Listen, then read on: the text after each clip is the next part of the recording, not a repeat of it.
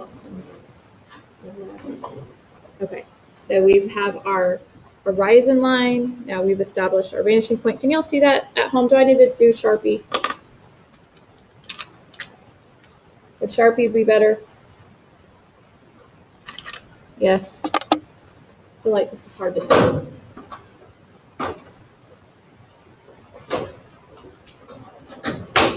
You can see it. Okay, I'm going to just do Sharpie. Let's hope I don't mess up.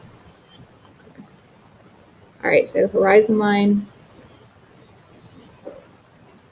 vanishing point. What should I do now? What's next? Lulu? Okay, so our diagonal lines they're called orthogonal lines. So orthogonal lines are the diagonal ones that come towards our vanishing point. That's what's going to form, like we're going to do a room. We are drawing, if you imagine the side, so like see where the ceiling and the wall hit, okay, and then where the floor and the wall hit, those are the lines we're drawing. So I'm drawing this ceiling line, this floor line on both sides to form my room. Okay. So in your finished piece, a lot of this will be erased, but mine will just have to be permanent thanks to my marker here. I'm going to do dash lines because I don't want them to be there forever and ever. They're not really part of my drawing.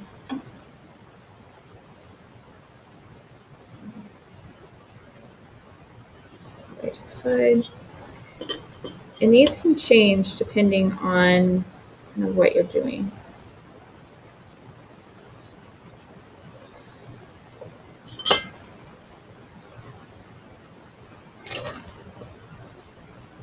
Nice long rulers. Nice. Okay, I'm going to label this so we know what it is. So, orthogonal line. All right. So I could go several ways with this. If this was an exterior perspective, I could add like trees along the side. Maybe this is a road coming right down the middle. Maybe this is a sidewalk. Does everyone kind of see that forming the perspective? Like, so this is further away, right? This is the front of my drawing. Here's the background. Does everyone kind of see it going off into space? Yes. Okay. Now I'm going to add, this is a room, so we're going to do a wall. So basic square or rectangle. Filling in, this is the back wall of my room. Now you can make this smaller to make it look like your room is bigger. So if I drew a little box back here in the background, I would have more wall space. Is that starting to form? Does everyone see this kind of coming? Okay. So like if I had, I'll just draw it. So if I had a little box back here, my room would be even bigger. Does that make sense? Is everyone seeing that? Tell me if you do not see it. Okay, everyone's got it. So in this case, if this is my final wall, this is my back of my wall. These are the sides of my room. Here's the ceiling, sides, and the floor. Okay. All right, now I want to add a door on, let's see, we're gonna have a door on this side of my room. So a door, how tall is a typical door? Anybody know? Cooper? 8 feet. Okay, so we'll have an 8-foot door. That's kind of tall, but that we'll do it. Yeah, let's do 8 feet. So your horizon line is typically at 5 feet 5 inches. That's just standard if you have it right in the middle of your paper. So this is 5 feet 5 inches. So if I want an 8-foot door, that means I need to go up a little bit. Does that make sense? If I have my door down here, it's going to be like a little doggy door, and we don't want that. So for our doors, we're drawing vertical lines. Typical door is like 3'6". It's about this wide. And now the top of my door is an orthogonal line. This line is going to point to what? Where should it go? Cadman? My vanishing point, right. So I have my vertical lines. And a lot of times this is what I see. The number one mistake I see on these is kids will draw their lines like this. on the sides, and it looks like a fun house, like where the room is falling out, or they tilt them this way and the room looks like it's coming in. You always want to make sure your vertical lines are perfectly straight. An easy way to do that, line up the top of your ruler, this flat part, with your paper's edge, and that's an easy check to make sure your line stays vertical. Okay. All right, so the top of my door, going to my vanishing point, I'm going to tilt my ruler, come across right here.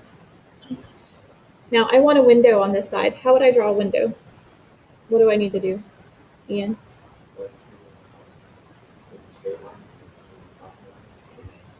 Two, not straight lines, but what?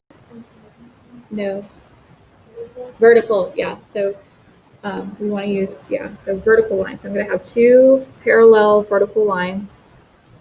So I got straight line, vertical right here. Make sure my ruler's straight. The top of my window, I'm lining up to my vanishing point. I'm going to pivot it. It looks a little extreme, but that's okay. Connect this line. And then the bottom of my window also goes to my vanishing point. My vanishing point is telling me how long these lines need to be. So now I have a window on this side and a door on this side. Does everyone see that? Okay. All right, so I want all of you to go ahead and do that now on your newsprint with your ruler. For those of you at home, do it in your sketchbook. So you're drawing your horizon line, your vanishing point, the walls of your room. I want a doorway. I want a door and a window. That's as far as we're going to get, I think, today. Yes. We'll do that later. I want just the basics for right now, and then I'll show you how to add furniture and all that kind of stuff. Yes, Marie.